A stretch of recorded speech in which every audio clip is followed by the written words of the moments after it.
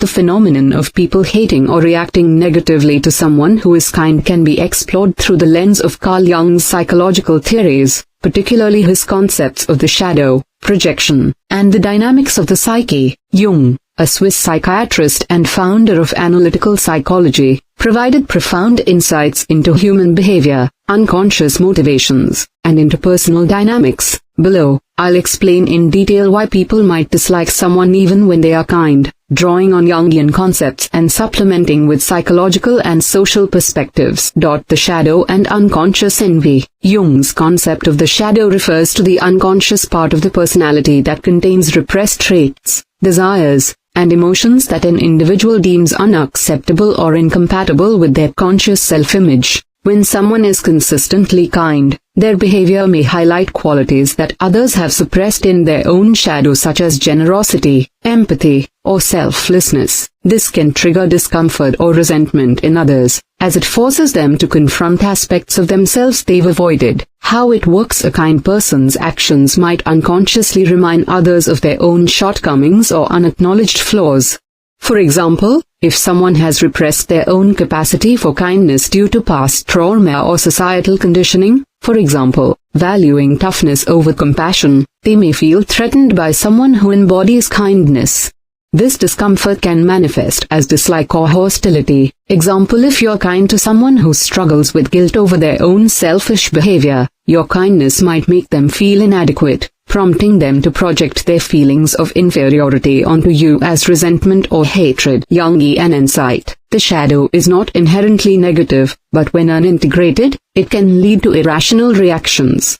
Jung believed that acknowledging and integrating the shadow is essential for personal growth, but many people resist this, leading to projection and misattribution of motives. Jung's theory of projection explains how people attribute their own unconscious feelings, desires, or flaws to others. When you're kind, someone might project their own insecurities, cynicism, or distrust onto you, assuming your kindness is manipulative, insincere, or driven by ulterior motives. Why it happens: people who have experienced betrayal or manipulation may develop a worldview where kindness is suspect. If their shadow contains distrust or cynicism, they may project these traits onto you, interpreting your kindness as a facade. For instance, they might think, "This person is only being kind to get something from me." Jungian perspective. Projection is a defense mechanism that protects the ego from confronting uncomfortable truths. By hating or rejecting a kind person, the individual avoids facing their own skepticism or inability to trust. Real-world example: a colleague who is kind and supportive might be disliked by someone who believes no one is kind without a reason.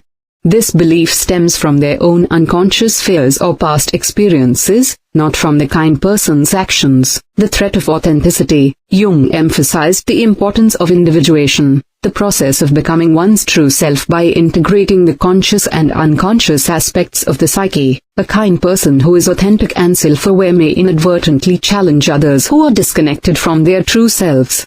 This authenticity can feel threatening because it highlights the other person's lack of self-integration. Why it's threatening? Kindness rooted in authenticity requires vulnerability and self-awareness, qualities that many people struggle to embody. If someone is masking their true feelings or living inauthentically, for example, conforming to societal expectations, your kindness might expose their inner conflict, leading to resentment. Jungian insight. Jung believed that encountering someone who embodies qualities we've suppressed can evoke a sense of existential unease. Your kindness might remind others of their own unfulfilled potential for compassion or connection. Example: a person who is kind and open-hearted might be disliked by someone who hides their emotions to appear strong, as the kind person's authenticity forces them to confront their own emotional repression. The persona and social masks. Jung's concept of the persona refers to the social mask we wear to fit into society. People who are overly invested in their persona projecting an image of toughness, independence, or cynicism may feel threatened by someone whose kindness challenges the validity of that mask. How it plays out. If someone's persona is built on being self-reliant or emotionally detached, your kindness might seem like a critique of their way of being. They may perceive your kindness as weakness or naivety, even if it's genuine. because it conflicts with the image they've constructed. Jungian perspective. The persona is necessary for social functioning, but over-identification with it can lead to rigidity. A kind person's behavior might disrupt this rigidity, causing discomfort or defensiveness. Example: in a competitive workplace, a kind person who prioritizes collaboration over rivalry might be disliked by someone whose persona is tied to being tough or cutthroat. The role of envy and the inferiority complex. Jung's work also touches on the idea of the inferiority complex, where individuals feel inadequate in comparison to others. Kindness, especially when consistent and genuine, can evoke envy in those who feel they cannot match that level of compassion or moral integrity. Why envy arises? Your kindness might highlight someone else's perceived moral or emotional shortcomings. If they feel they cannot live up to your example, they may respond with resentment or hostility to protect their ego. Jungian insight. Envy often stems from the shadow, where unacknowledged desires or insecurities reside. Jung believed that confronting these feelings through self-reflection could lead to growth, but many people instead externalize their envy as dislike. Example: a person who donates time to help others might be disliked by someone who feels guilty for not doing the same, as the kind act amplifies their own sense of inadequacy. Archetypes and collective unconscious. Jung's concept of the collective unconscious includes archetypes, universal patterns of behavior and thought. The archetype of the caregiver, embodied by a kind person, can evoke complex reactions. While the caregiver is often admired, it can also trigger resistance in those who associate kindness with vulnerability or weakness, especially in cultures that prioritize strength or independence. Cultural influence. In societies where the hero or warrior archetype is dominant, kindness may be undervalued or seen as a sign of inferiority. People influenced by these archetypes may reject or dislike kind individuals to maintain their alignment with cultural ideals. Jungian perspective. Archetypes shape how we perceive others.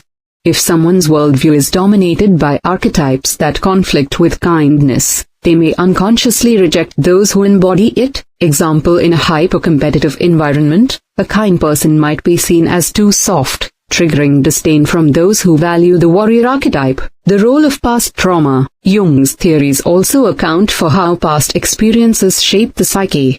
People who have been hurt or betrayed may develop a defensive stance against kindness, associating it with manipulation or vulnerability. Why it happens: if someone has been exploited in the past, they may view kindness with suspicion, assuming it comes with strings attached. This is not a reflection of the kind person's behavior but rather a projection of the other person's unresolved trauma. Jungian insight. Trauma can become lodged in the unconscious, influencing how people interpret others' actions.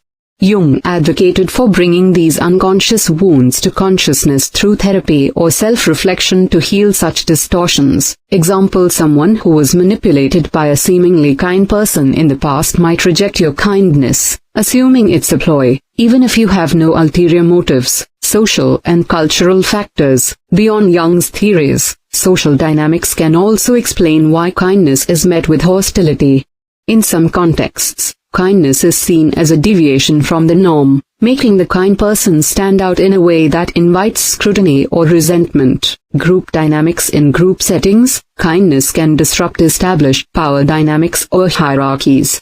For example, a kind person who treats everyone equally might threaten those who rely on status or dominance. Cultural cynicism. In cultures where cynicism or self-interest is normalized, kindness can seem out of place or suspicious, leading to rejection. Example: in a workplace where people are expected to prioritize personal gain, a kind person who shares credit or resources might be disliked for challenging the status quo. Practical implications and how to respond. Understanding why people might hate you despite your kindness can help you navigate these reactions without taking them personally. Here are some Jungian-inspired strategies. Self-reflection. Examine your own motives for being kind. Jung emphasized the importance of self-awareness. Are you being authentic, or is your kindness a way to seek approval? Authenticity reduces the likelihood of misinterpretation. Set boundaries. Kindness doesn't mean tolerating hostility. Protect your energy by setting boundaries with those who consistently reject or attack you. Empathy for others' shadows. Recognize that others' reactions often stem from their own unconscious struggles. This perspective can help you respond with compassion rather than defensiveness. Integrate your own shadow. Jung believed that integrating your shadow makes you more whole and less likely to trigger others' projections. Reflect on your own flaws and insecurities to become a more grounded presence. Conclusion: from a Jungian perspective, people may hate you even when you're kind because your kindness activates their shadow, triggers projections, or challenges their persona or worldview. These reactions often stem from unconscious insecurities, past traumas, or cultural conditioning rather than anything you've done wrong. By understanding these dynamics through concepts like the shadow, projection, and archetypes, you can better navigate such situations, maintain your authenticity, and foster personal growth in yourself and others.